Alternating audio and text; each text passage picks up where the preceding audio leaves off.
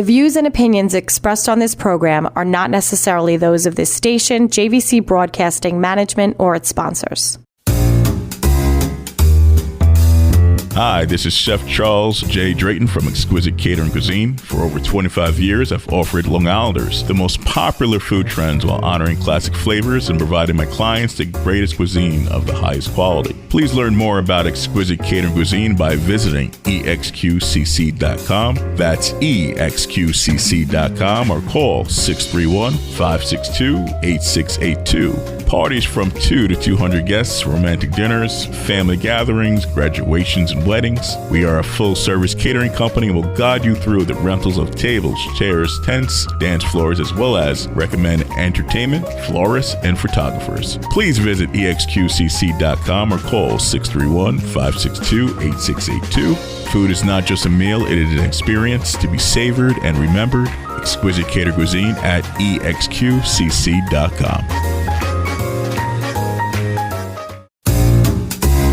Welcome to the Chef Charles J. Show. I'm your host, Chef Charles J. Drayton, the owner of Exquisite Catering Cuisine, Exquisite Healthy Eats, Chef Charles J. Drayton Private Chef Events, and our newest endeavor, ECC Eatery, located at 140 River Avenue in Patchogue, serving breakfast and lunch all day long.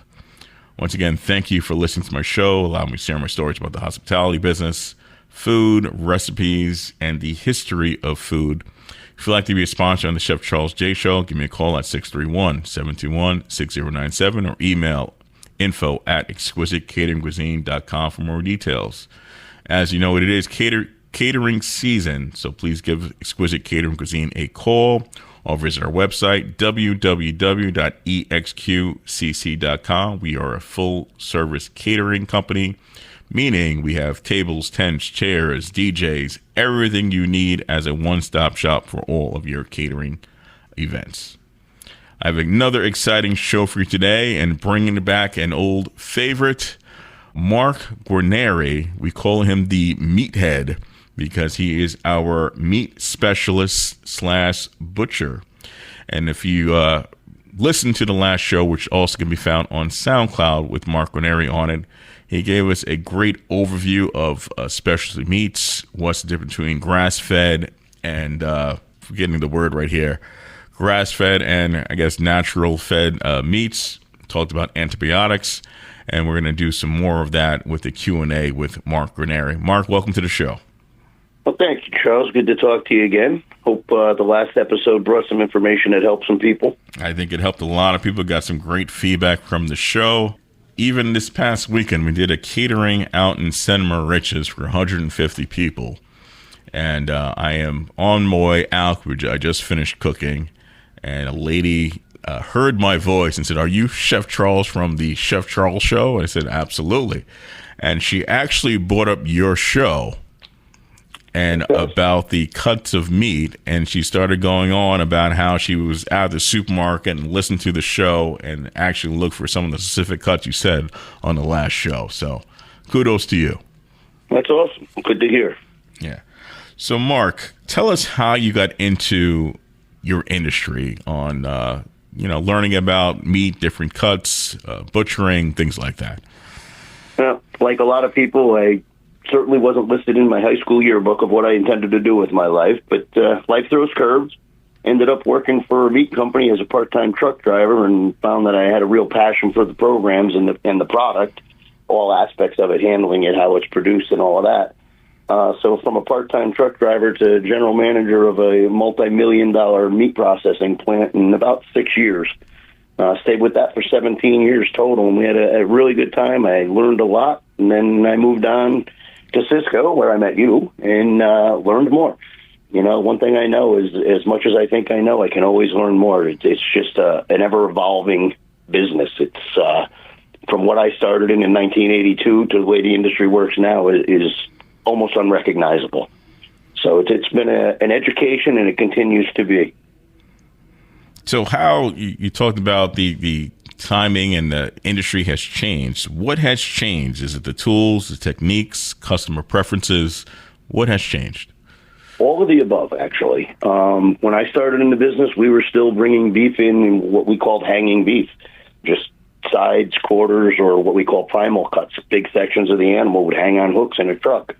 The industry evolved. A company called IBP really changed the industry when they created what's now called box beef, where they cut every cut down, trimmed it out at the plant, and then packed it for shipping. They saved a lot of money in shipping that way. They were able to ship a lot more of the premium product in a lot less space and weight, so the price went up, the price of the product on the truck, and therefore the profitability went up. So the industry immediately jumped aboard, and I would say it was probably about a 4-year transition from when they started until it got literally industry-wide, and now you can almost not find beef on a hook other than if you're in a local processing area where they do harvest beef.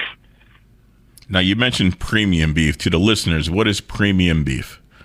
Well, the beef grading system is at the very top. You have the Wagyu products, which are not really mainstream at this point. But then it goes down into prime, and then there's the choice grade, which is the most common. You're going to find in most of your grocery stores or whatever. But within the choice grade, there's literally 300 marks of differentiation on grading scale. The premium beef only takes the top 100, or the top 200, and they call it upper two-thirds choice. So you'll see that in like a branded program, like a certified Angus beef, that type of program. 1855 Angus is another one. And what they're basically doing is they're culling out the better product and charging a premium for it, of course, but you do get a much better eating experience. Now, why is it a better product with the two-thirds upper choice? Are there characteristics? Is there a system or characteristics they use to put them in that program? Absolutely. What we do is at the point of harvest, we don't call it slaughter anymore. At the point of harvest, the animal is first looked for external markers that tell us if it's an Angus type cattle or not, and those will be separated off. And then once the animal is harvested, they split them between the rib and the strip, and they grade the animal at that point. And the grading is a measure of fat to lean within the muscle, what you would call marbling. Unfortunately, animals grow fat 3 ways. The first way that grows is external fat. Second is the intramuscular, and that's the fat that's in between the different muscles, and then the intermuscular, rather. And then the intramuscular is the fat within the meat. That's what gives you your eating experience, because as you cook, that will start to melt into the meat, adds flavor, and it also makes it an easier chew, makes the product a little more tender. And that is what really you're looking for when you're looking for a steak. You want to see those little flecks of marbling in the red. Okay, so the marbling inside. So a lot of times when consumers go to the supermarket, they see that bright red meat inside the case, and they think that is the sign of freshness. Is that accurate? Is it a sign of freshness? It certainly can be. The challenge is with beef, you don't necessarily want it super fresh. Beef tends to be very chewy the fresher it is. We call it green meat. Obviously, it's not relative to the color. It just means that it hasn't matured after processing, where it's really started to break down and become more tender. A really good steak will generally have more of almost a burgundy color with nice marbling. That's a steak that's going to eat pretty well. At minimum, you really want your meats and steaks to have at least 14 days of age on them. And there's different types of aging, which is a much more complex conversation. But you definitely don't want something that's just immediately out of the box and it hasn't sat for a little while. You want something that's had a chance to, I call it, mature. Is there generally an age range for the retail market of how many days the steak has aged or the meat has aged for retail? I know food industry is different. We'll get into food industry in the second half of the show. But for retail purposes, most of my listeners are going to supermarkets or their local butcher. Right. Is there a range of age normally? Well, again, you're going to get the supermarkets. Listen, they operate on volume, and they're pushing beef through, and they don't want it to have age. They want to buy it. They want to sell it. Unfortunately, as you said, people see that bright red, and they identify that as a good steak. The reality is it may have challenges. So the retail stores, they want it very short on age. You get into a butcher shop or, a restaurant that will cut and sell you steaks, such as yours, you understand that aging process is a vital part of your eating experience. You really need that product to have that maturity, that age on it. And for lack of a better term, it's beginning to break down. And that's what makes it tender, and it intensifies the taste as well. Yeah, over here at ECC Eatery, we when we sell our steaks for retail purposes, for the community to do their own grilling it's a minimum of 21-day age. So that's kind of like the optimal tenderness for the people to do their own grilling at home, or we grill it for them. And you've been listening to Chef Charles J. Show. I'm your host, Chef Charles J. Drayton, the owner of Exquisite Catering Cuisine, Exquisite Healthy Eats, Chef Charles J. Drayton Private Chef Events, and our newest endeavor, ECC Eatery, serving breakfast and lunch all day. In the second half of the show, we'll have Mark Guarnieri back on the show, talking more about the meat industry, different cuts of meat that you may overlook that may be great for eating. And Labor Day is coming up, so we want to also talk about some great cuts with Mark and some of his favorite items that he likes to cook for himself. Once again, you're listening to Chef Charles J. Show, and I'll see you all in the second half.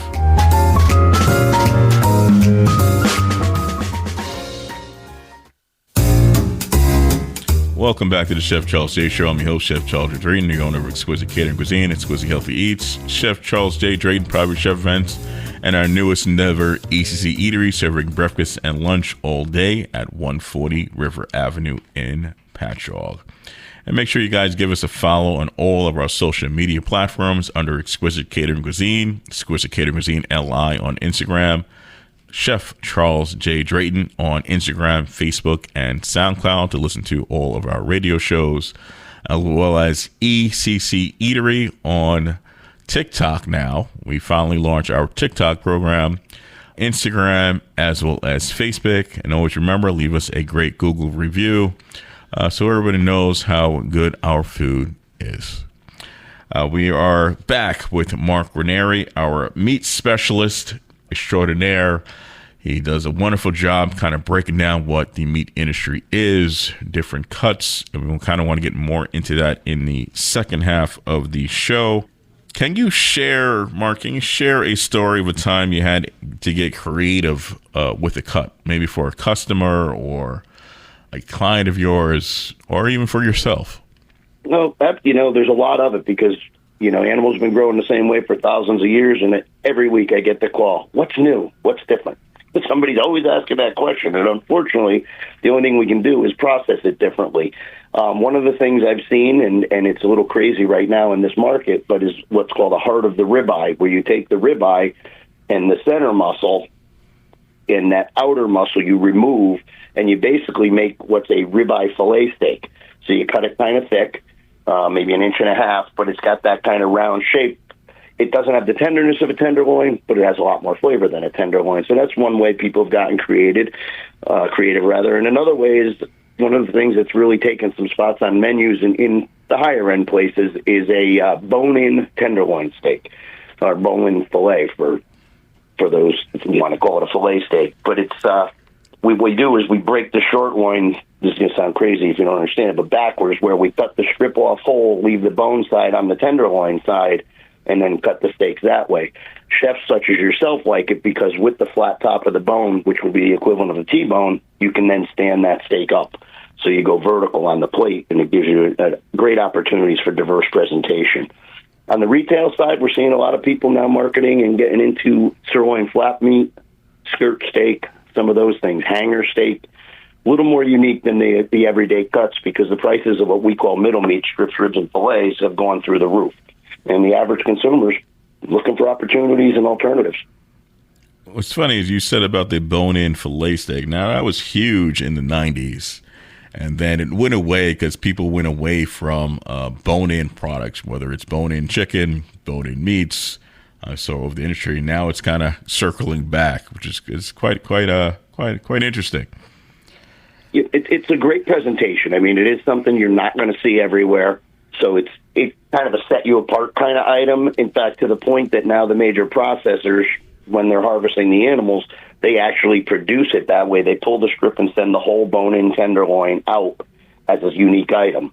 But it's pricey. I mean, you only get really about 2 steaks out of each one. You're talking about a 9 or 10 pound piece of meat, and you've got to be creative with the balance of it. So it does get a little crazy that way. But it is nice to look at. I mean, I myself, I'm doing a lot with hanger steaks. Nice fry tip roast makes a nice roast. But these are cuts you're not going to find in your your basic grocery store. You really need to either find, like I say, a place like you who will sell them to you because you can buy them through distributors, or a local meat market who's got that little bit more diverse product line. Now, you brought up the underrated cuts, which is the skirt steak, the hanging tender, as well as a tri-tip, which most people don't know about tri-tip, which is really a West Coast item that made its way to the East Coast due to, if you remember, Sizzler. Sizzler, their main steak was the tri-tip, and that kind of got introduced to the East Coast. Talk about the tri-tip a little bit. Well, the tri-tip is actually a sirloin steak. The sirloin consists from the rib back to the top of the hip. It comes off the underside, or what we call the bottom sirloin, where you have several cuts. You have the ball tip, bottom butt sirloin, and then your tri-tip. Tri-tip is triangular. It doesn't make it can make a great steak, but you don't get very much uniform cuts, but is a fantastic small roast. They're only a couple of pounds. You roast them off, the tenderness, the flavor, being that it is a sirloin, it's got that intense flavor, and it does have the marbling in it as well. So you get a really, really nice item out of it, and it can be done as a steak, but you're going to need quite a few to get a bunch of steaks. And for everyone looking for a visual aspect of a tri-tip, it looks similar to like a flank steak, but more tender, in my opinion. And thicker. It's got a bigger eye on it, so you can cut, like I say, a decent steak. A lot of people now are looking at picanha, which is the cap of the top sirloin.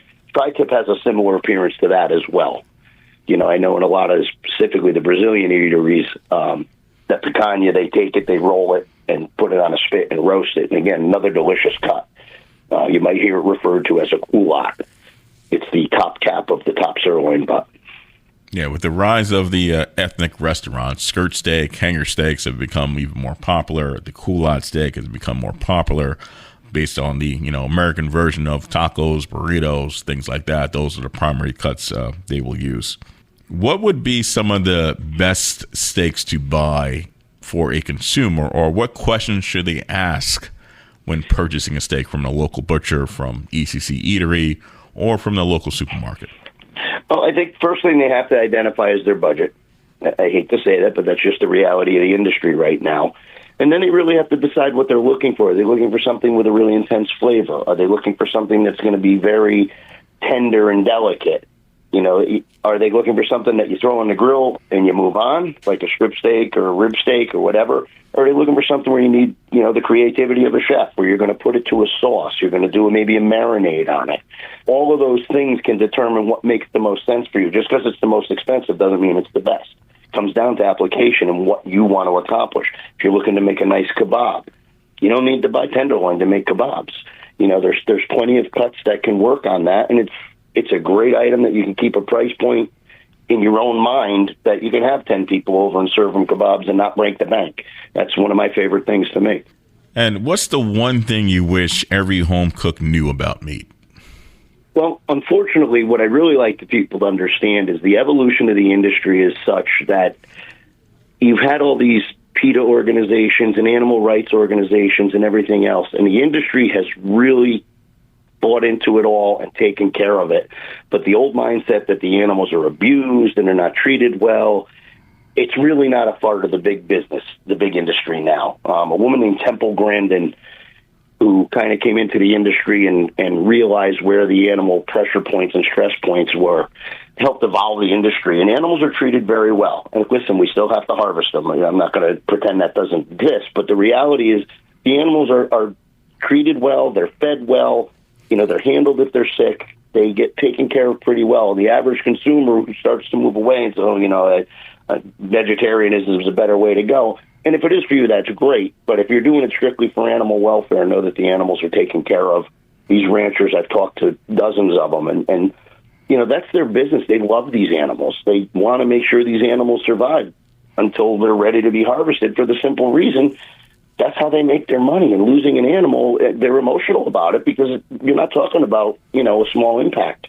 So it's a very humane industry at this point, to the point there's a lot of companies that are market certified humane, all natural, where we're not really giving them any antibiotics and growth hormones.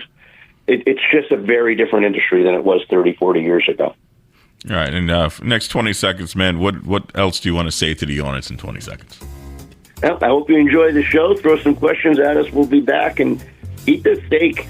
Spring for it every now and then. You owe it to yourself. You work too hard. Take your time, enjoy it, find a nice, beautiful steak, and enjoy your weekend. Thank you, Mark, for coming on the show. And we'll have Mark back on the show in due time to answer some more of your questions.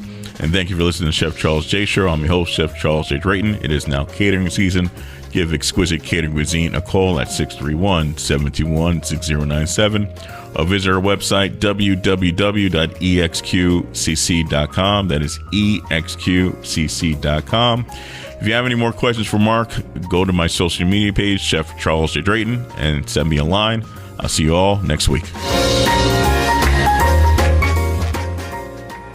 The views and opinions expressed on this program are not necessarily those of this station, JVC Broadcasting Management, or its sponsors.